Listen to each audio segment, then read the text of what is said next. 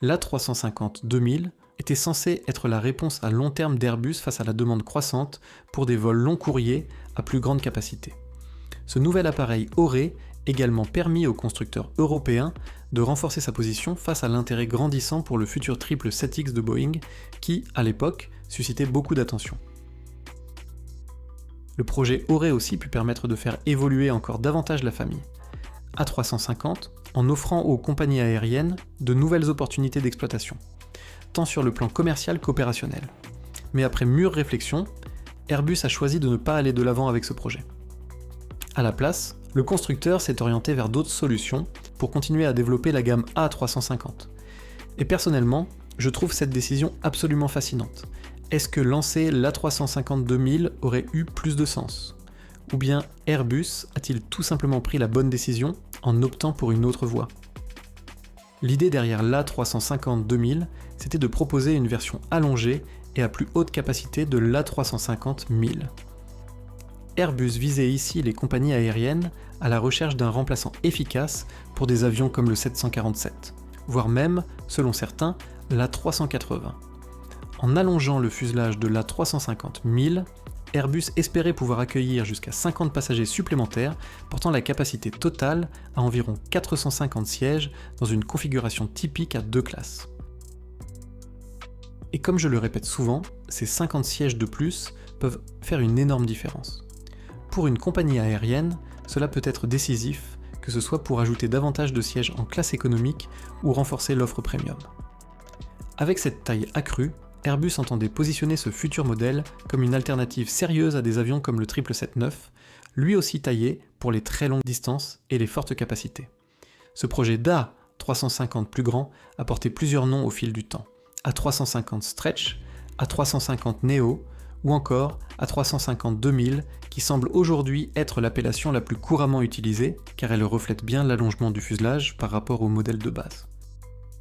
Ce futur dérivé, bien qu'hypothétique, était largement commenté dans l'industrie. Il aurait bien entendu conservé les matériaux composites et les avancées aérodynamiques qui ont fait le succès des A350 déjà en service et qui séduisent toujours autant les compagnies.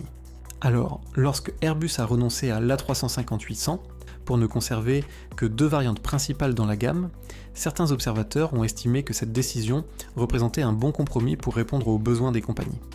Mais quand les premières rumeurs d'une version étirée ont refait surface, beaucoup se sont interrogés « Pourquoi Airbus reviendrait-il à l'idée de développer un nouvel avion dans la même famille ? Et quelles seraient les conséquences d'un tel choix ?»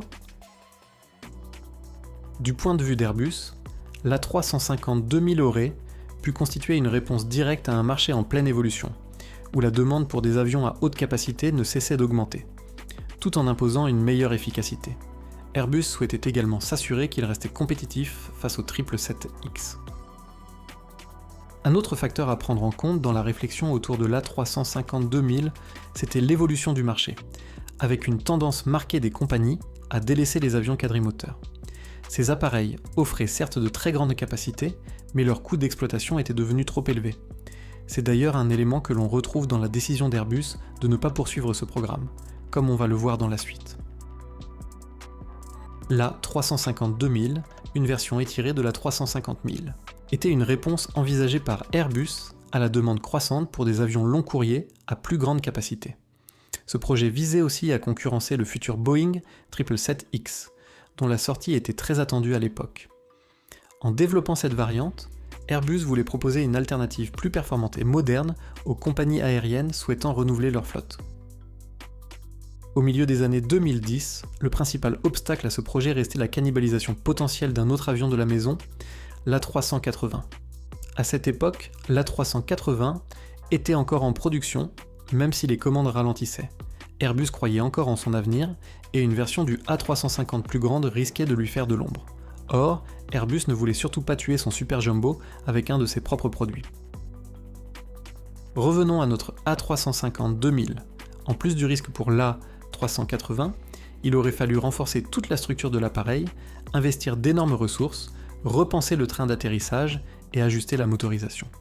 Airbus a donc préféré se concentrer sur les variantes déjà en développement, comme l'A350 ULR destiné à Singapore Airlines, capable de réaliser des vols ultra long courriers.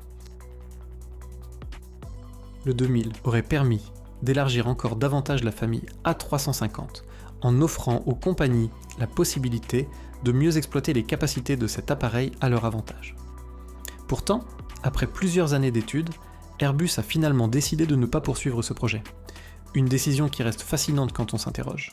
Airbus a préféré consolider la gamme autour de deux variantes, le A350, 900 et le 1000. Pour certains observateurs, c'était le bon équilibre à offrir aux compagnies.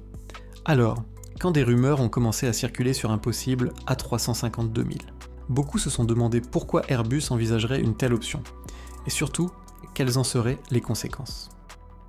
Depuis l'arrêt de la production de l'A380, la demande pour un appareil de très grande capacité ne cesse de croître, notamment du côté des compagnies du Golfe et surtout d'Emirates. Airbus avait pourtant mis fin à ces discussions, affirmant être satisfait du programme actuel et préférait concentrer ses ressources sur d'autres priorités. Et pourtant, à la mi-2025, pour la première fois depuis plusieurs années, l'idée d'un modèle encore plus grand refait surface. Airbus évoque désormais une évolution possible du programme A350. Alors, l'A350 2000 deviendra-t-il enfin réalité, ou restera-t-il un simple concept sur papier ? Les choses ont commencé à évoluer dès les premiers mois de cette année. Selon des rapports récents, Airbus étudie actuellement la possibilité de faire évoluer sa division d'avions commerciaux. Et un nouveau modèle, A350, pourrait jouer un rôle central dans cette nouvelle stratégie s'il est jugé pertinent.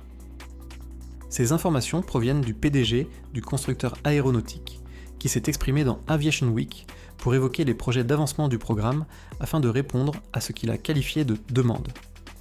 Ces propos soulignent la nécessité de trouver des moyens de contrer les ventes des appareils concurrents, notamment le 777X de Boeing. Et oui, cela vise directement le 777-9X qui vient concurrencer la gamme A350, bien qu'il ne soit toujours pas certifié. Airbus estime qu'il est possible d'augmenter la capacité de l'A350 000, non seulement pour contrer les ventes, mais aussi pour proposer une réponse plus efficace aux besoins des compagnies aériennes en matière d'avions à haute capacité.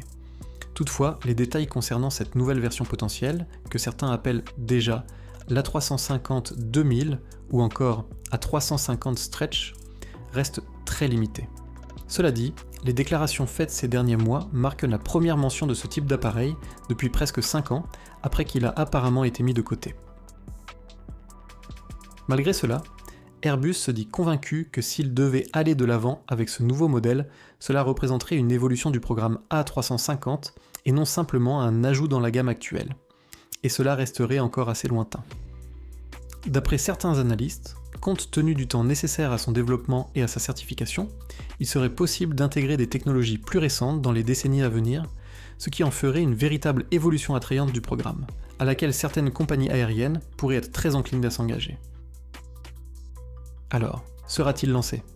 Eh bien, même si un intérêt interne pour faire évoluer le programme A350 refait surface, comme je l'ai dit, ce n'est pas la première fois qu'on entend parler d'un éventuel A350 Neo sans qu'aucune version concrète n'ait encore vu le jour. Et avec cette variante à haute capacité, il reste encore de nombreux obstacles à surmonter, et de nouveaux projets à lancer d'abord. Dans la gamme d'avions de ligne du constructeur, il y a l'A350 000 ULR, qui doit être livré à Qantas dans les prochaines années. Ce modèle ultra long courrier est destiné à transformer la manière dont Qantas envisage ses vols internationaux et à démontrer ce que le programme gros porteur peut offrir avec un peu plus d'innovation, au-delà des vols passagers classiques.